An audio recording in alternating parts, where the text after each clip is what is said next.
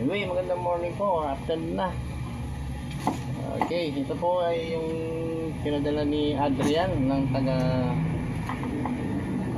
Zambales, Bataan. Ngayon ay pinalitan na po natin yung kanyang ignition coil. Okay, ito po yung busted niya na trace natin yung sa unang video. Ito lang po yung kanyang ICM na ni-reactivate ko na po siya ngayon. Nasa loob po siya ng ICM. Hindi po nila doon dati yung nandito po sa, di ba, nilalagay ko siya dito, bubutas tayo dyan. Request po niya sa loob daw para maganda naman pag nasa loob siya, medyo matrabaho lang po talaga siya. Sinusukatan ko po yung laki nung piyesang ina-apply po natin dito. Okay, importante, naayos naman. Ngayon yung gagawin po natin, babalik na po natin sila sa distributor. Ito pa pala, yung pong tupin niya, pinagsama ko na po kasi dapat hindi naman talaga nag-iwalay yan. Yung tupin, lagi naka-apply dito sa collector. Okay, ngayon na po, iwalay ito. Okay, pass na natin. Natin kung bumaon. Ang laban. Press natin yung mga clip. Makasunguro tayo.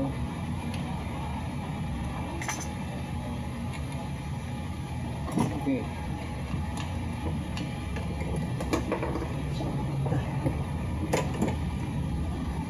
Next, yung spacer. Yung spacer nya, firing 1. Doon tayo sa 4671.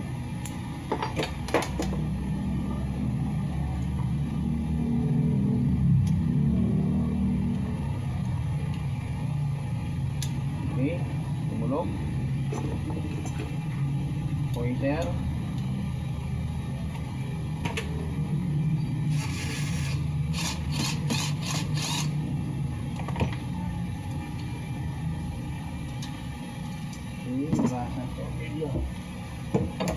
Batas ng tornilyo, inner cap protector, ito yung 2 bolt.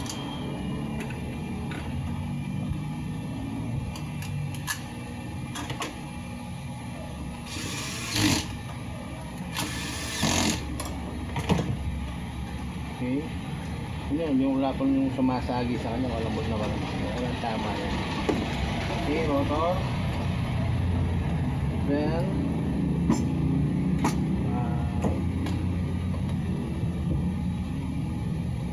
ito yung rubber boot nya, water protector, distributor cap,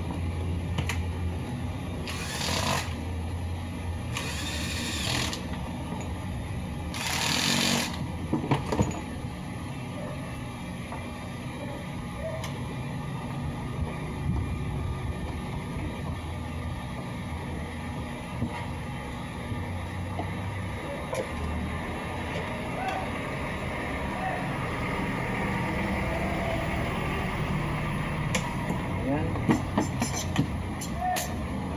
Ito po ang request niya ay itap natin yung 4 na high tension wire. Magkakaroon po siya ng output dito papuntang spark plug.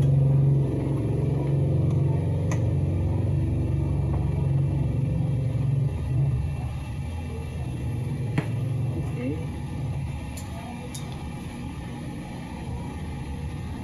makakakita po tayo ng output papuntang spark plug.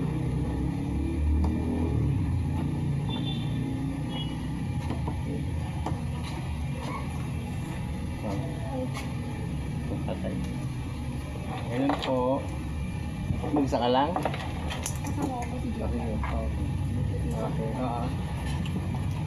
Ngayon, tatak po natin dito yan. Wala pong jumper yan, naka-harness na po tayo. Okay, paganahin po natin. na dapat magkakaroon tayo ng output dito sa spark plug. Okay, tingnan natin.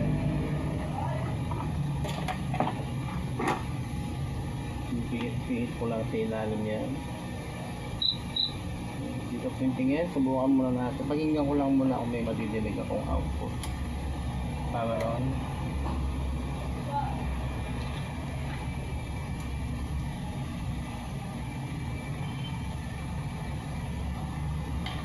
Wala akong makakuha. Okay.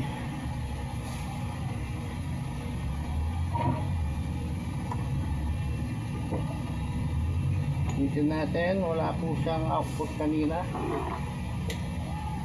Dito po yung tingin, pagkikinggan ko lang muna pala.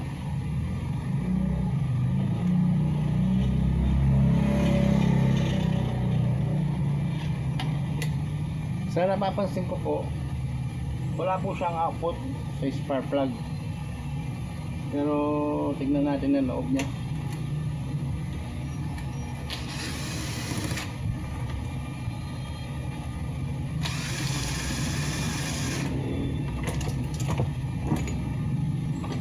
Okay, tingnan natin kung meron siyang output. Tingnan natin kung meron siyang output dito sa mga nilagay nating component.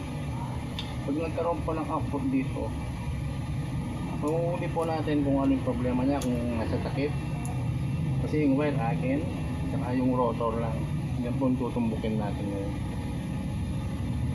Kaya pag ganyan pong walang output sa spark plug, makikita po natin kung bakit nagkaroon ng problema yung mga component at kung paano na busted or nasira. Okay, makikita po natin kung saan nanggaling yung problema na yun, kung bakit pati ICM po ay na-busted. Okay, ngayon natin to kung meron output. Manual lang, pagkikinggan natin o pwede lang makita kung meron siya. Didinig naman natin, layok lang. Kita nyo meron siya.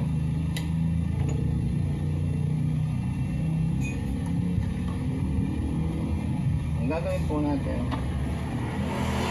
kung papalitan ko yung takip, kasi yung takip niya napakaganda oh. Kaya mag-i-start po tayo magpapalit ng accessories. Umpisahan natin dito sa rotor. Okay, ulitin po muna natin bago tayo magpalit ha. Kasi dapat may madidinig po ako dito na lumalagitik. So, muna tayo magpapalit ng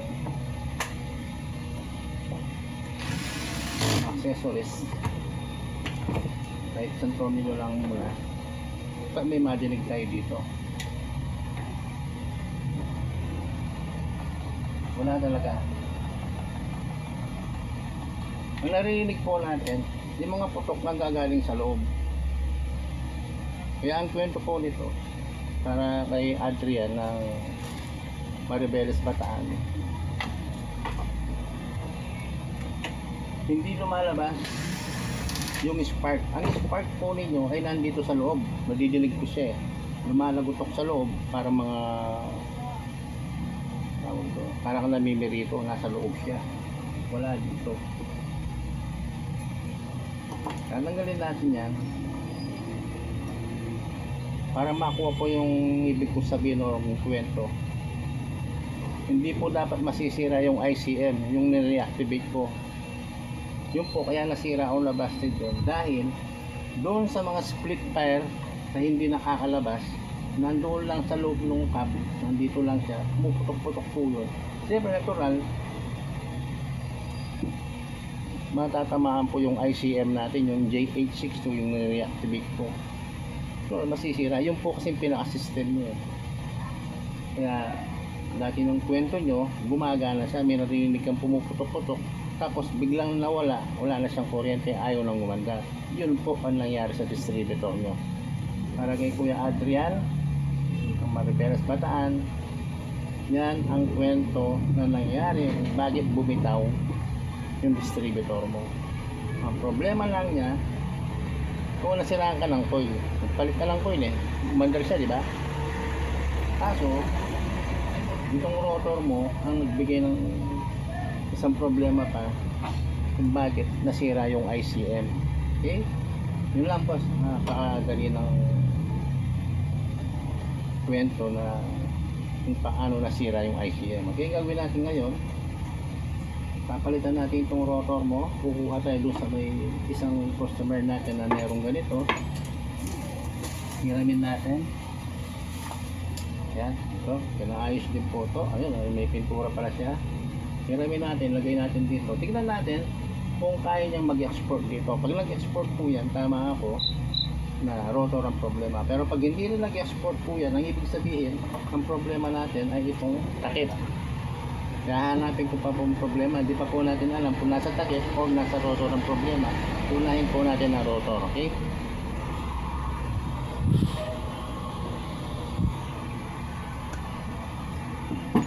Tanggal na.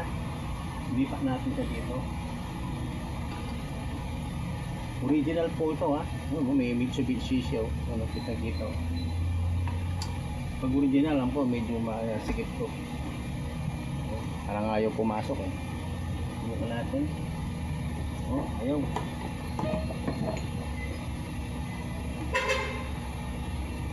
Yun. Okay. Papasok din siya. Original, masikip lang. Yung original siya. Di tulad ng mga gawang China, ilang yung mga yun. Okay, takpan natin ulit. O, kahit na isang tornilyo lang muna.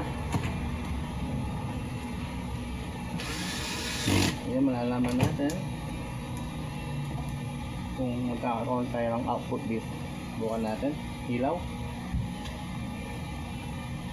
Pakinggan lang, tsaka pwede rin tingnan kung may spark. Ayun, meron na. Ayun, nasa number 2. Meron na siyang output. Ibig sabihin, rotor lang ang problema natin. Okay, start.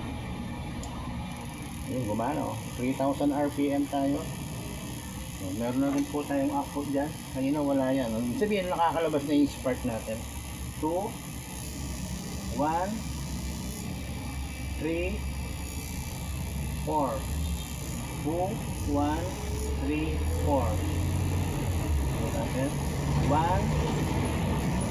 3, 4, 2. Okay, tama yung bilang ha. 1, 3, 4, 2. Okay, ilaw. Inuulit ko po para kay Adrian ng Maribeles Bataan.